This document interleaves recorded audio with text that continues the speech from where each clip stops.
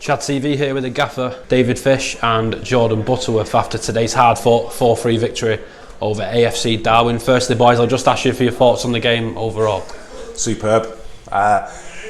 We didn't play football as well as we have done in recent weeks. I thought we played some nice passages of football, but the conditions meant we had to be a little bit more direct and adapt our game. But the character we showed to keep coming back, keep going and take a win as good as anything I've had since I've been here. Absolutely buzzing today.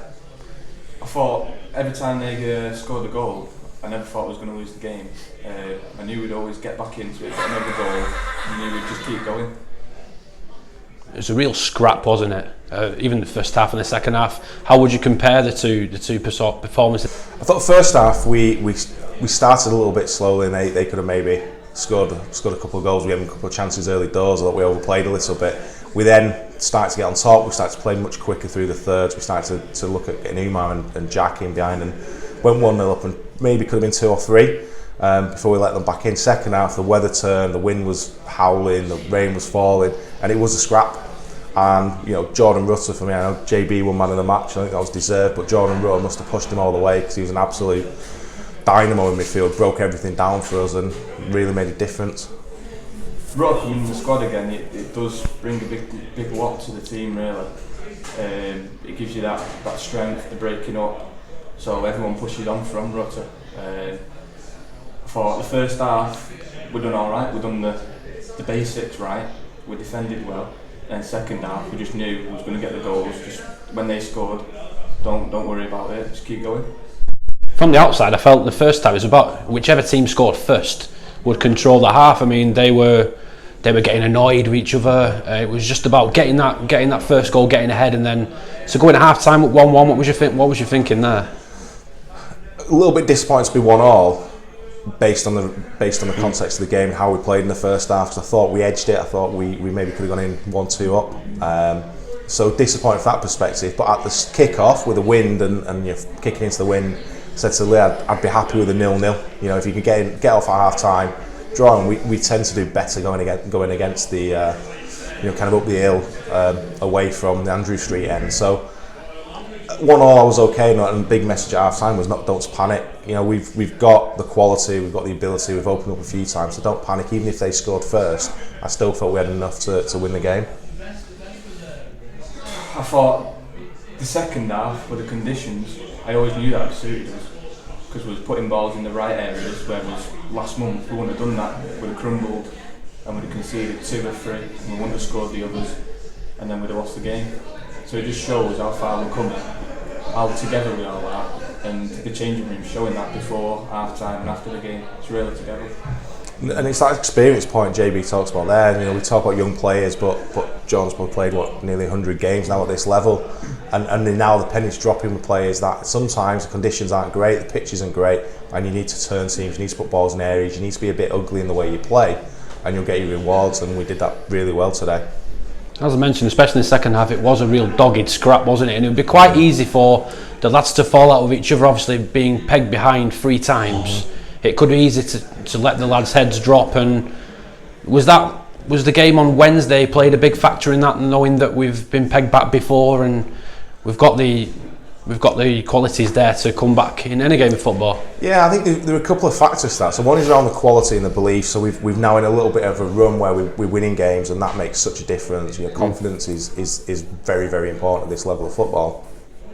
But also personalities, and JB talks about the dressing room. The atmosphere before the game was great. Half time it was still really good. There were no players digging each other out, calling each other, getting on each other's backs. It was very much a collective, and that's really important because you know that your mate at the side of you is going to put his body on the line for you. It makes a real difference when you're a player in there. Yeah, it's the same. When someone's not having the best game, you'll have 1 or 2 lads in the change rooms at half time putting their arm around the shoulder and picking them back up, really. So it just shows that we are a strong team and we are gelling together. When we was going through the rut, I knew that it would come. It was just a matter of when, and now it looks like it is coming along good.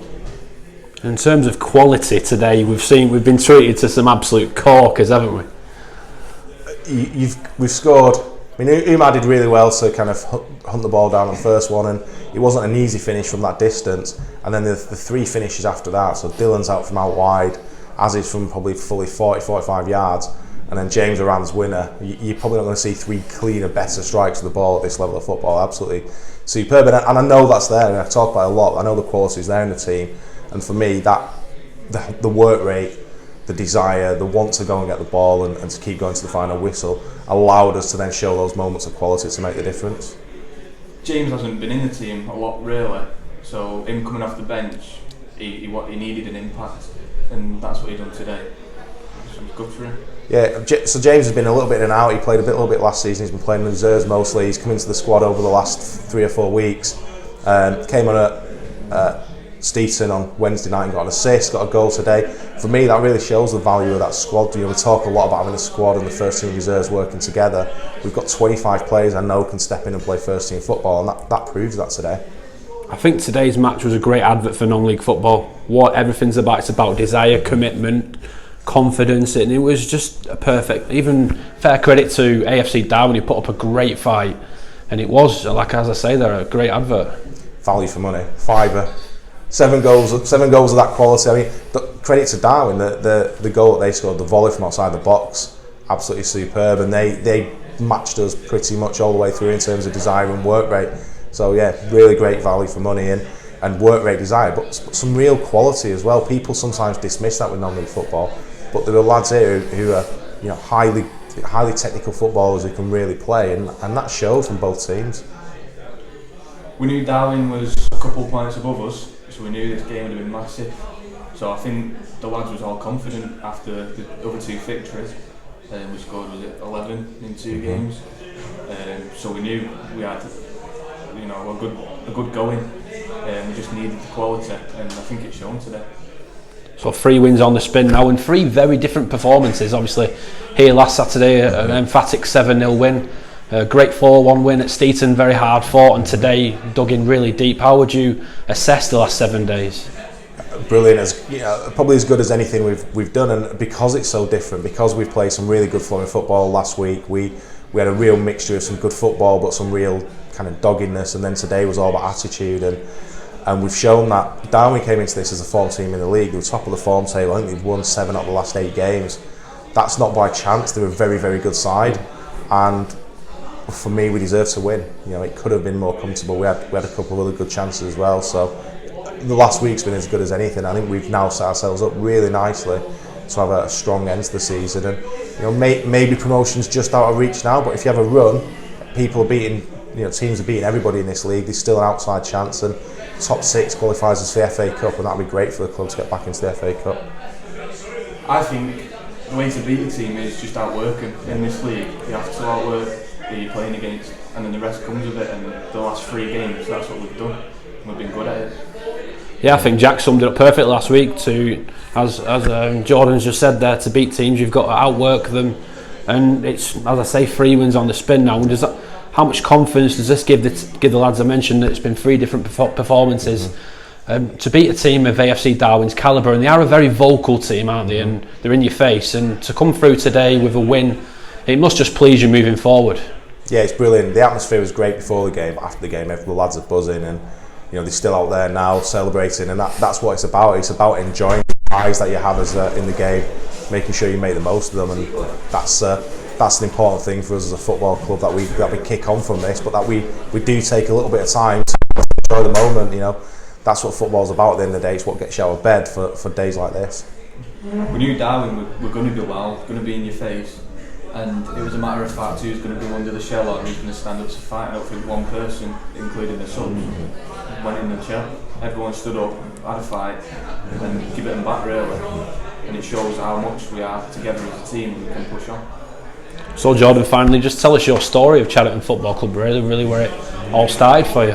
Came 2-3 years ago. 2.5 years ago, just after I came to the club. 2.5 years ago, after being at Chadderton, I knew I was coming into men's football. I knew it would be different, but I've learned so much, a lot more than you'd expect really.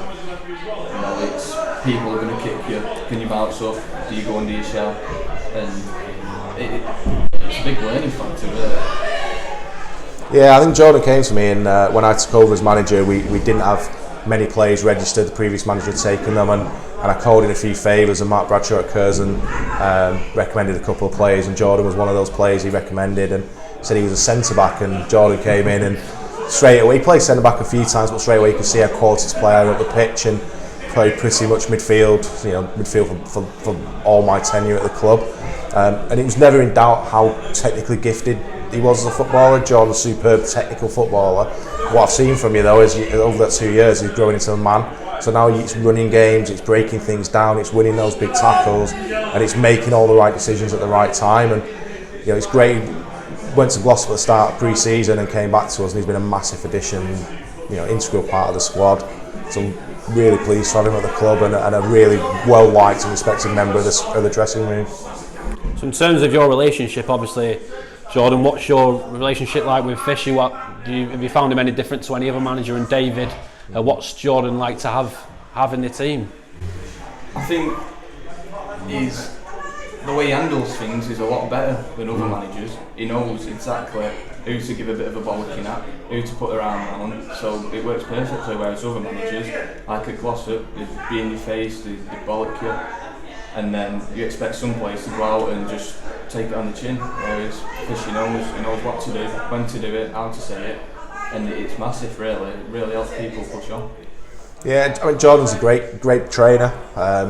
Now and again there's a little clique of lads, and Jordan, I know I'm talking about, and he can sometimes fall into that, and you just put an arm around him, have a quiet word, and he's back to his best, back firing in training, and always delivers on the pitch. He's a great kid to have around, and a very, very good footballer that I think we're lucky to have as a club.